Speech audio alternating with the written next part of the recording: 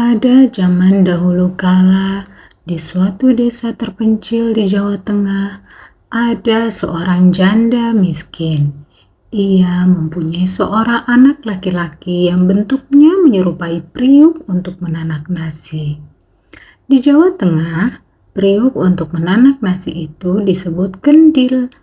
Karena anak laki-laki itu menyerupai kendil, maka ia dikenal dengan nama Joko Kendil. Meskipun anaknya seperti kendil, namun sang ibu tidak merasa malu maupun menyesali. Bahkan sebaliknya, ia sangat menyayanginya dengan tulus. Ketika masih kecil, Joko Kendil seperti anak-anak seusianya. Ia sangat jenaka, sehingga disenangi teman-temannya. Pada suatu hari, ada pesta perkawinan di dekat desanya. Diam-diam, Joko Kendil menyelinap ke dapur. "Aduh, ada kendil bagus sekali. Lebih baik untuk tempat kue dan buah-buahan," kata seorang ibu sambil memasukkan bermacam-macam kue dan buah ke dalam kendil itu. Ia tidak tahu bahwa kendil itu sebenarnya adalah manusia. Setelah terisi penuh, Joko Kendil perlahan-lahan menggelinding keluar. "Kendil ajaib, kendil ajaib!" teriak orang-orang yang melihat kejadian itu. Mereka berebutan memiliki kendil ajaib itu. Joko Kendil pun semakin cepat menggelinding pulang ke rumahnya. Setibanya di rumah, Joko Kendil langsung menemui ibunya. "Dari mana kau mendapat kue dan buah-buahan sebanyak ini?" tanya ibunya, penuh keheranan. Joko Kendil dengan jujur menceritakan apa yang dialaminya. Semua itu bukan hasil curian, melainkan pemberian ibu-ibu di dapur suatu pesta perkawinan.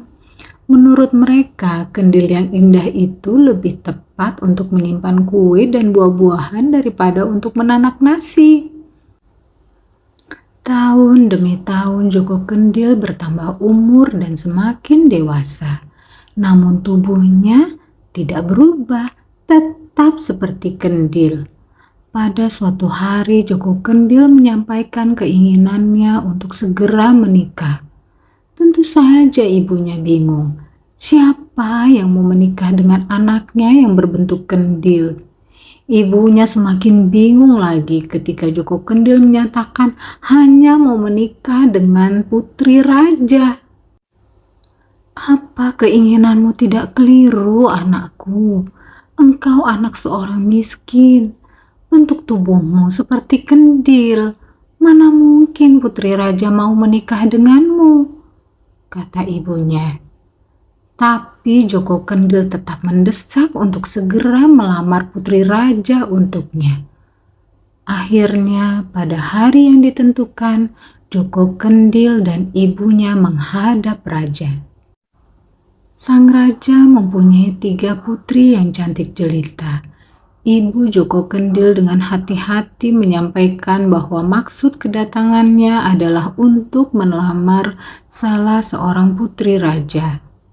Sang raja sangat terkejut, tetapi dengan bijaksana ia menanyakan jawabannya kepada ketiga putrinya itu. "Putriku, Dewi Kantil, Dewi Mawar, dan Dewi Melati, adakah di antara kalian yang bersedia menerima lamaran Joko Kendil?" "Ayahanda, saya tidak sudi menikah dengan anak desa yang miskin itu," jawab Dewi Kantil ketus. "Saya pun tidak mau menikah dengan makhluk aneh itu. Saya hanya mau menikah dengan putri mahkota yang tampan dan kaya raya," jawab Dewi Mawar dengan nada sombong.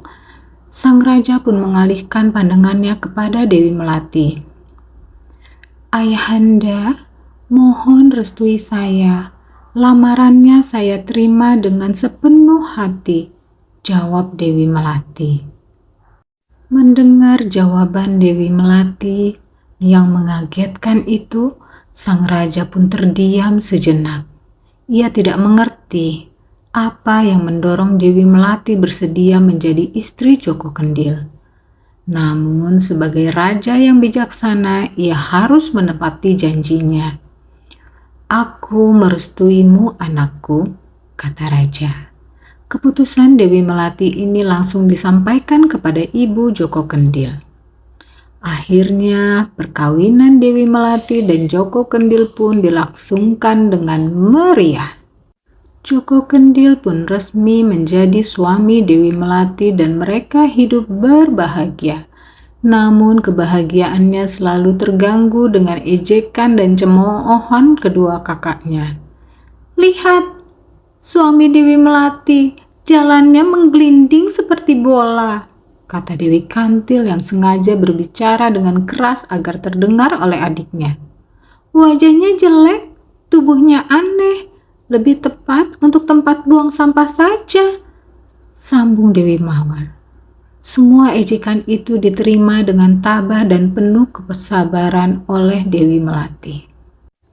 Pada suatu hari, raja mengadakan perlombaan ketangkasan dan keterampilan menggunakan senjata sambil berkuda.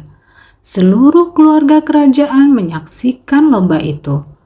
Akan tetapi Joko Kendil tidak terlihat di arena perlombaan karena sakit. Dewi Melati pun duduk sendirian.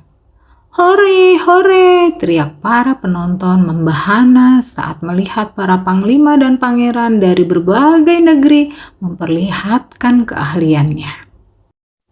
Di tengah-tengah kemeriahan lomba ketangkasan, tiba-tiba penonton terpesona melihat kedatangan seorang kesatria tampan dan gagah perkasa yang sedang memasuki arena. Ia mengenakan pakaian kerajaan yang gemerlap dan naik kuda tunggangan yang gagah perkasa pula. Dewi Kantil dan Dewi Mawar langsung terpesona hatinya dan berusaha menarik perhatian pangeran itu. Mata mereka melirik Dewi Melati yang duduk termangu sendirian. "Hanya kita yang pantas bersanding dengan pangeran tampan itu.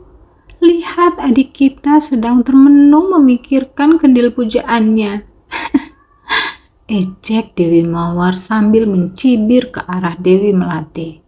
Karena tak tahan menerima ejekan kedua kakaknya, maka Dewi Melati pun meninggalkan arena perlombaan dan lari ke kamarnya. Ketika masuk kamar, Dewi Melati tidak melihat suaminya yang terbaring sakit, melainkan hanya melihat sebuah kendil yang kosong. "Kendil ini yang membuatku selalu dihina, sehingga membuatku sedih. Lebih baik ku hancurkan saja," teriak Dewi Melati sambil menghempaskan kendil itu ke lantai sampai hancur berkeping-keping. Seketika itu juga tiba-tiba di hadapannya muncul seorang satria yang sangat tampan dan gagah perkasa, persis pangeran berkuda yang mempesona di area lomba. "Siapa kamu? Mengapa kamu ada di kamarku?" tanya Dewi Melati terkejut. "Akulah Joko Kendil suamimu," ucap sang pangeran.